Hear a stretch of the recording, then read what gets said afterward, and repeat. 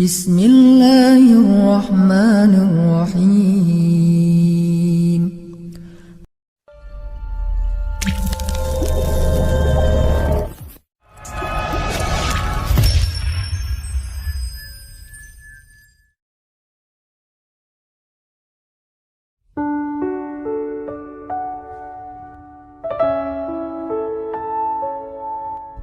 Bismillahirrahmanirrahim. Assalamualaikum warahmatullahi wabarakatuh. Alhamdulillahirabbil alamin. Alhamdulillahi wa kafa. Wassalatu wassalamu ala Rasulillahil Mustafa wa ala alihi wa sahbihi ahli sidqi wal wafa. Puji syukur kepada Allah Subhanahu wa taala untuk nikmat yang Allah berikan buat kita malam ini. Kita bisa kembali duduk dalam majelis ilmu ini, dan yang namanya belajar insya Allah pasti nggak ada habisnya, nggak ada selesainya, kecuali kalau kita mungkin belajar hanya sekedar buat dapetin ijazah, mungkin ada jenjangnya. Tapi kalau belajar dengan niat ingin dapat iman, maka nggak ada selesainya. Karena sifat dari iman kita itu setiap hari yazidu wa yanqus, bertambah dan berkurang. Jadi kayak handphone harus dicas terus. Mudah-mudahan kita meniatkan belajar di masjid ini kayak kita ngecas hati kita supaya iman kita selalu bisa stabil. Kalaupun ada nambah kurangnya gak sampai nol, gak sampai drop gitu.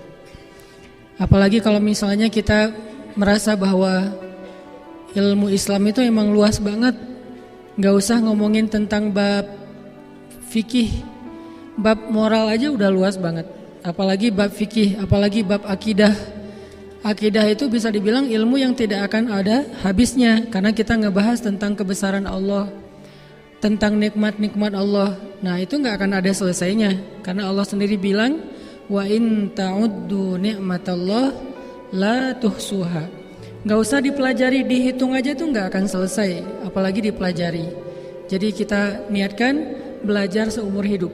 Mau statusnya masih single, mau statusnya udah punya pasangan, mau statusnya single lagi setelah punya pasangan, ditinggalin gitu.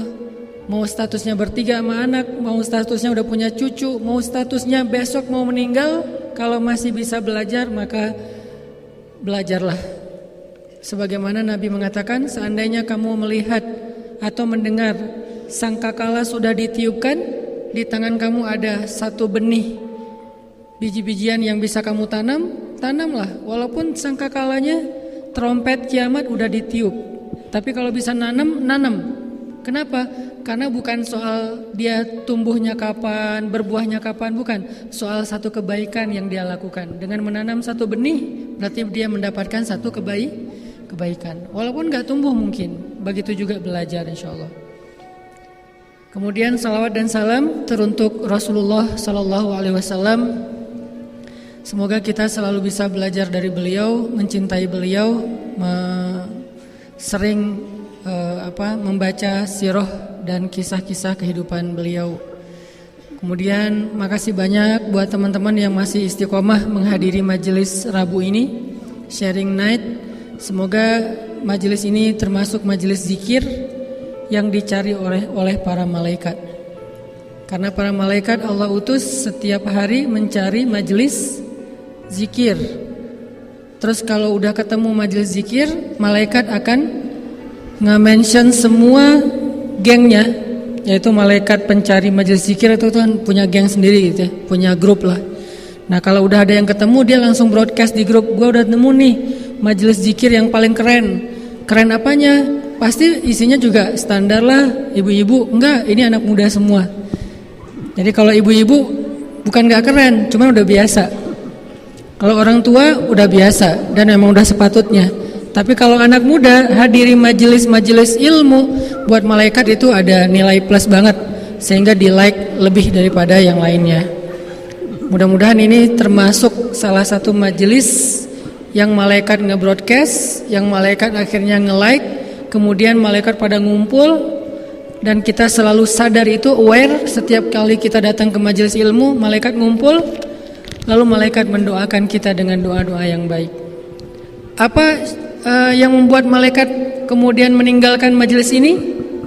Kalau di dalam majelis ini ada perpecahan, malaikat nggak mau nemenin tuh. Apa bentuk perpecahannya? Kita di dalam majelis ilmu bukan membahas ilmu, tetapi menjudge saudara kita yang lain, menghakimi saudara kita, menjelek-jelekan saudara kita sesama muslim. Kalau majelisnya kayak gitu, malaikat ninggalin. Karena malaikat kan nggak suka ribut ya. Kita aja kan males ya ribut ya. Ya udah nggak apa-apa kalau putus saja, tapi nggak usah ribut kan gitu ya. Jadi nggak mau rame lah. Kalau mau live group aja baik-baik. Kita bilang HP saya terlalu udah penuh lah, kuotanya segala macam, memorinya udah nggak nampung. Yang penting kita nggak mau ribut. Di sosmed juga kalau ada yang haters, kita juga nggak mau ribut, paling di blok ya. Kan nggak akan diapa-apain ya. Paling di blok atau di report biar di ban, gitu doang sih. Nah ini artinya malaikat juga nggak mau ribut. Kalau majelis itu majelis perpecahan.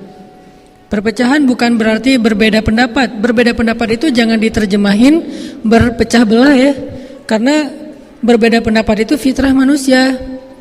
Ada yang mengatakan sholat misalnya tahiyatnya ada yang lurus, ada yang gerak-gerak kan ya.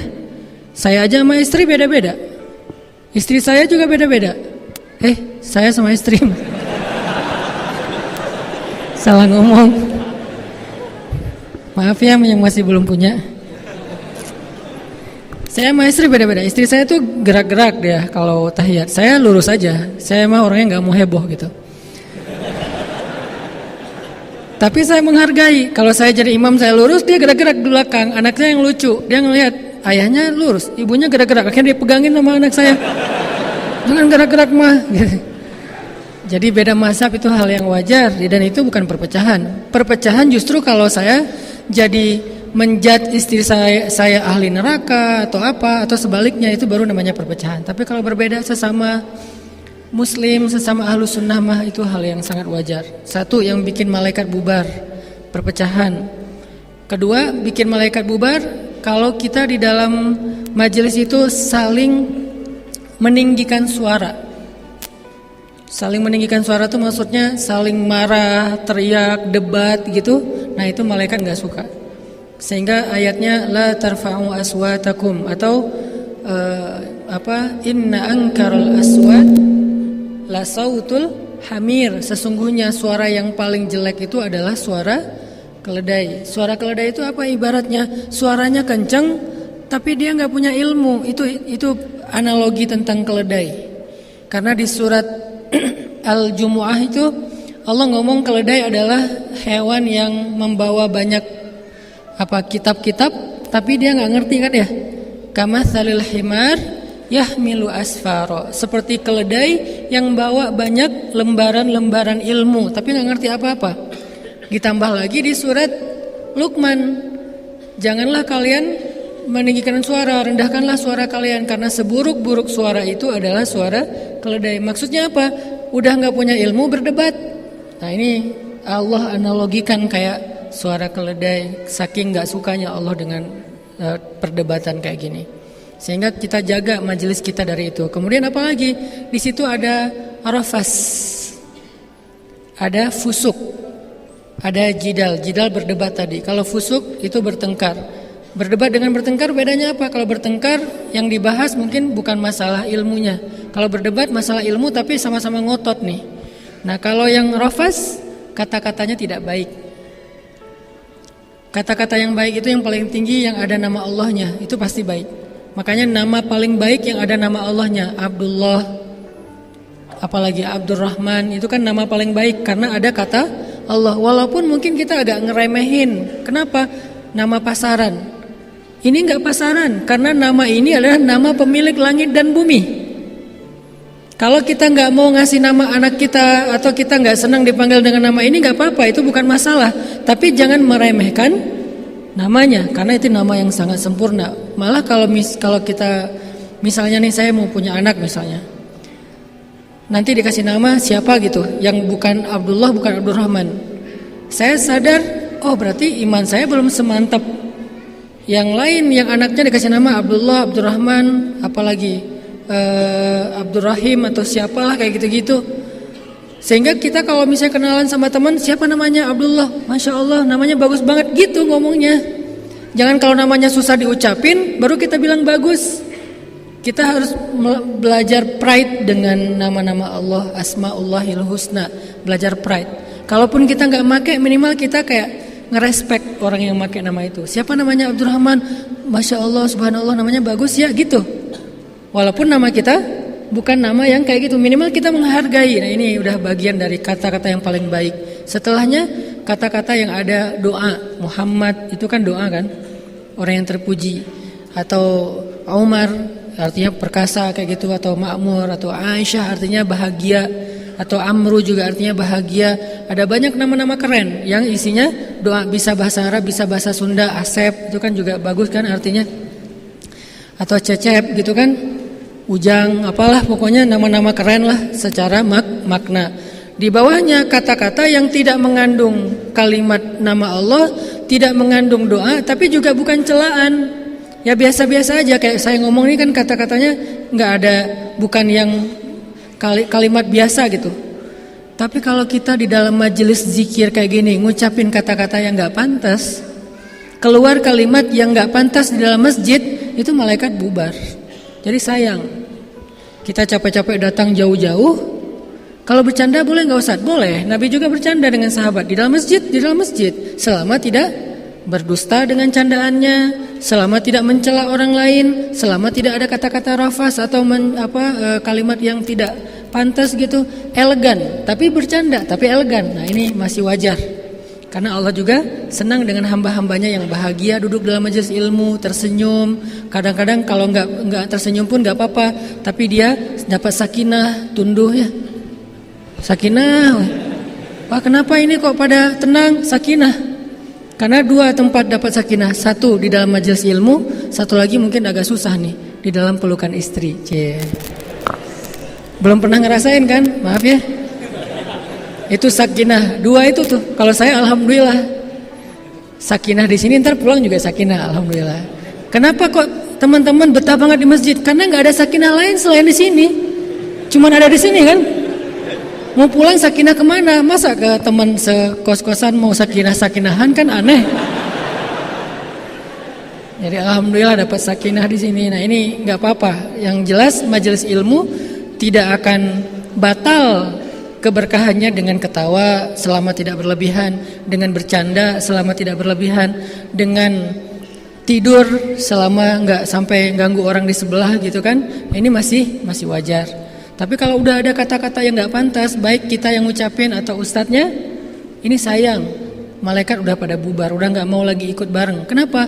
Malaikat itu elegan banget. Malaikat itu punya standar, punya selera yang tinggi malaikat teh. Kita aja kadang-kadang ada orang tertentu yang kalau kita salah ngomong dikit, dia udah gimana berubah raut wajahnya kan? Kenapa? Karena dia orang yang sangat peka. Ada orang yang misalnya kita pernah nggak teman-teman duduk sama teman-teman yang lain, sama gengnya gitu, terus di antara kita tuh kayak ada satu orang teman yang paling baik di antara kita, yang nggak pernah ngomongin orang lain, nggak pernah dia ngomongin orang lain. Begitu kita ngomongin tentang teman kita yang lain, kayak ngegosip gitu, dia langsung berubah raut wajahnya. Padahal itu manusia biasa loh. Apalagi malaikat. Malaikat nggak suka banget yang kayak gitu-gitu, karena mereka tidak diciptakan untuk berbuat dosa. Sehingga sedikit aja ada dosa, buat mereka itu kayak ngeganggu banget.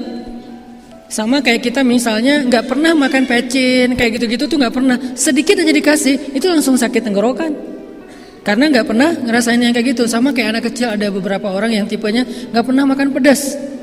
Buat kita sih nggak ada rasa pedasnya, buat dia udah minum air berapa gelas tuh. Kenapa? Saking peka, saking sensitifnya dengan cabai. Gitu juga malaikat. Malaikat tuh sensitif banget dengan dosa. Sedikit aja ada yang gak benar, malaikat langsung pergi. Makanya kenapa dalam Islam itu kalau kita mau sholat disuruh bersiwak teman-teman.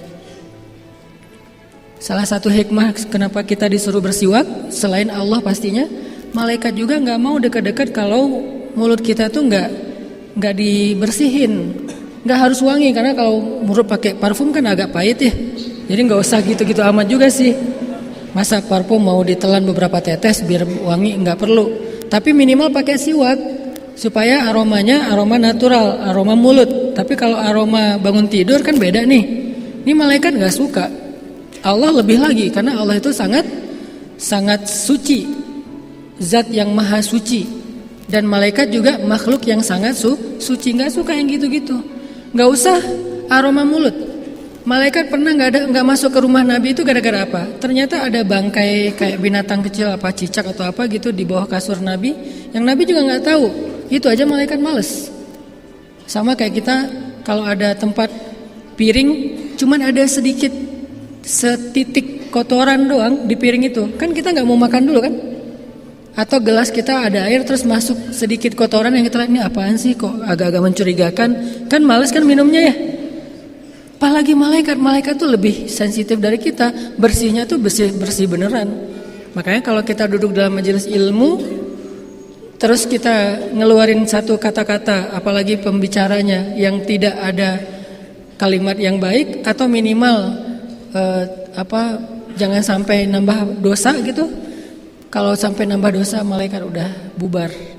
Sehingga majelis itu termasuk majelis yang terabaikan.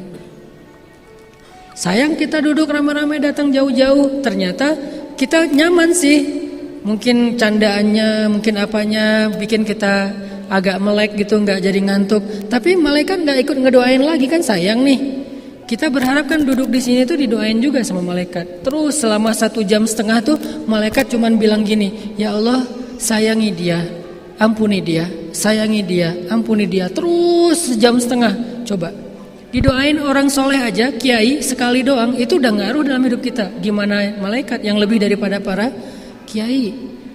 Jadi jangan sampai kita merusak adab-adab majelis ilmu. Apalagi kalau kita majelis ilmunya berwudu kayak sekarang habis maghriban, pakai parfum khusus buat cowok-cowoknya, pakai parfum.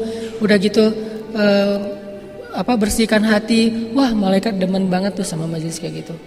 Malaikat betah banget di antara mereka. Dan jumlah malaikat lebih banyak daripada jumlah kita. Memang muat Ustadz, muat karena malaikat itu nggak melebar gini ke atas sampai ke langit. Jadi malaikat tuh kayak tersusun-susun. Kalau dalam bahasa surat Al-Anfal itu turunnya berbondong-bondong, berangsur-angsur. Jadi nggak putus-putus gitu. Dari langit pertama sampai ke posisi kita sekarang. Jadi ibaratnya sekarang tuh malaikat insya Allah ada di antara kita, di atas kepala kita sampai ke langit. Jadi nggak ada, kalau malaikatnya banyak gimana muat Ustadz, pusdai kita aja nih udah berdesak-desakan. Nggak, karena malaikat itu space-nya nggak ke samping tapi ke atas. Ini majelis yang kita perlu jaga terus teman-teman. Apa yang kita dapat di sini kadang bukan sesuatu yang baru secara wawasan, tapi selalu mudah-mudahan menjadi recharge buat iman kita. Semangat lagi, kan harus digituin ya. Saya juga yang ngomong kadang-kadang kayaknya mengatin diri sendiri. Ya, berarti saya beruntung banget nih bisa ada di antara teman-teman mengajarkan ilmu. Kan ini posisinya Nabi dulu teh. Ini kursi kayak gini nih, berada di depan kayak gini. Ini posisinya Rasulullah loh. Yang kemudian diwariskan kepada sahabat, diwariskan ke tabi'in, diwariskan ke ulama sampai sekarang. Berarti saya merasa, Masya Allah, saya diistimewakan banget oleh Allah bisa berada di posisinya Nabi. Sehingga Nabi bilang ulama pewaris Nabi. Sehingga saya jadi terus semangati, capek-capek juga harus datang gitu. Ini charge buat kita semuanya.